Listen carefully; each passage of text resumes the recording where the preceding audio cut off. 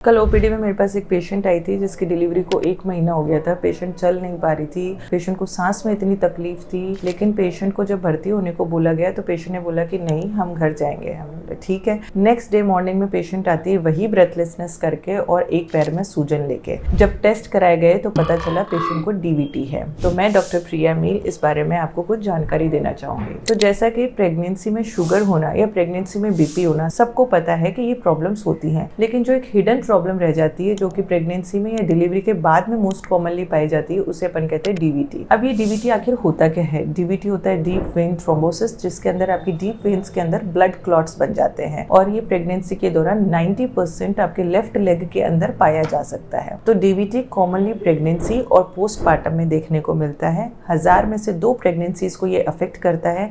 ये वैसे देखने में अनकॉमन लग रहा है, लेकिन ये कॉमन क्यों हो जाता है? क्योंकि जो प्रेग्नेंट या एक्सपेक्टिंग मदर्स होती हैं उनके अंदर चांसेस होते हैं 4 to 5 टाइम्स ज़्यादा एज कम्पेयर टू जो नॉर्मल वीमेन से उसी एज की। लेकिन जब प्रेगनेंसी है या जो 6 वीक्स पोस्टपार्टम पीरियड होता है उसके अंदर चांसेस बढ़ के हो जाते हैं 20%, और यही चांसेस जब 2 महीने हो जाते हैं तो रिस्क एकदम लो आ जाता है। अब अपन बात करेंगे इसके साइंस और सिम्टम्स। आपको कैसे पता चलेगा कि आपको डीवीटी है? तो मोस्ट कॉमन इसके जो सिम्टम्स होते हैं वो एक लेग में पाए जाते हैं। आपको उस लेग में भारीपन हो सकता है, पेनफुल हो सकता है, ऐसा फील होगा जैसे कि कोई मसल खिंच रही है।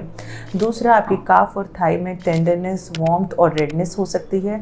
तीसरा, आपको सीवियर स्वेलिंग हो सकती है या स्लाइट स्वेलिंग हो सकती है उस लेग में। अब जो ब्लड क्लॉट बना है, ये ब्लड क्लॉट ट्रेवल होके सर्कुलेटरी सिस्टम के थ्रू लंग में जाके पल्मोनरी एम्बोलिज्म भी कर सकता है, जो कि बहुत ही सीरियस कॉम्प्लिकेशन होती है। अगर पल्मोनरी एम्बोलिज्म होता है तो इसके सिम्टम्स आपको किस रूप में नजर आते हैं? सबसे पहला, आपको चेस्ट में पेन होगा जो कि और ज्यादा बढ़ेगा जब आप डीप ब्रेथ लेंगे या आप कफ करेंगे तो। दूसरा, आपको शॉर्टनेस ऑफ ब्रेथ होगी। तीसरा, आपको कफ के साथ में ब्लड आ सकता है।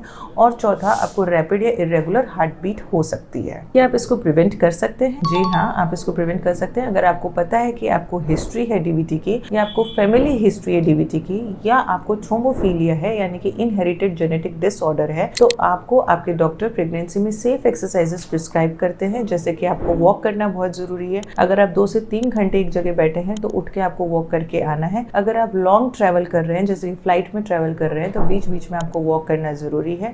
नेक्स्ट, अगर आप सिटिंग पोजीशन में लॉन्ग बैठे हैं तो आपको अपने पैरों को हिलाना है, आपकी हील्स को आपको फॉरवर्ड एंड बैकवर्ड करना है, और आपके टोस को आपको हिलाना बहुत जरूरी है। और अगर आपको प्री एक्लैम्प्सिया है, इसके साथ में एसोसिएटेड डीवीटी है, तो आपका बीपी टाइम पे मैनेज होना चाहिए। उसके लिए आपका ट्रीटमेंट प्रॉपरली डॉक्टर से होना चाहिए। अब इसका इफेक्ट बेबी पे क्या हो सकता है? तो जो डीवीटी है ये वीनस थ्रोम्बो एम्बोलिज्म के साथ में जब पल्मोनरी एम्बोलिज्म एसोसिएटेड होता है, अपन उसे कहते हैं डीवीटी। तो जब वीनस थ्रोम्बो एम्बोलिज्म की आपको हिस्ट्री है और आपको एंटीफॉस्फोलिपिड एंटीबॉडी सिंड्रोम जो एपीएस सिंड्रोम होता है, इसके अंदर आपकी बॉडी के अंदर ब्लड क्लॉट्स ज्यादा बनते हैं, जिसकी वजह से प्लेसेंटा में ब्लड क्लॉट्स बन सकते हैं और उसकी वजह से आपके बेबी को प्लेसेंटल इनसफिशिएंसी हो सकती है, बेबी IUGR हो सकता है, इंक्रीज रिस्क ऑफ मिसकैरेजेस भी बेबी के अंदर हो सकते हैं। अब आपको अपने डॉक्टर को दिखाने की कब जरूरत है? जैसे कि मैंने आपको बताया कि अगर आपको हिस्ट्री है ऑलरेडी वीनस थ्रोम्बो एम्बोलिज्म की,